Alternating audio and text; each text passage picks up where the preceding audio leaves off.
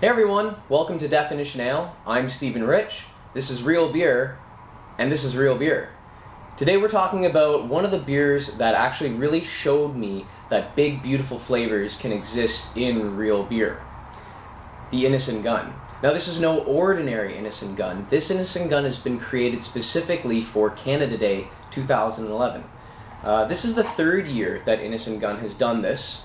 This is a unique version though. The first two times that they did it, they aged the regular Innis Gunn in Canadian whiskey barrels. Then the next year they changed the recipe a little bit, and this year they've changed the recipe again, but this year it's aged in bourbon barrels as opposed to Canadian whiskey barrels. So this is Canada Day 2011 by Innis Gunn. The artwork on the bottle, or rather on the box, is done by Deborah Colvin, a Canadian artist. Beautiful box. They're spread around in Ontario and Canada late June, early July. So let's give this thing a go. It's 8.3%, so as far as I understand, it is the strongest Innis Gunn to date. And I'll tell you what, I'm real excited.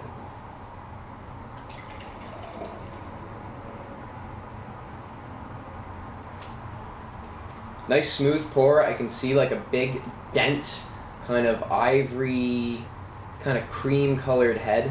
Looks beautiful. The color of the beer is kind of standard Innis Gunn. It's that caramel fading into amber golden brown hues. Really beautiful, totally transparent. Again, a gorgeous head. The nose is really nice. The nose is classic Innis Gunn. It's caramel, little bits of brown sugar, a kind of caramelized brown sugar even. Toffee. It's overall very sweet.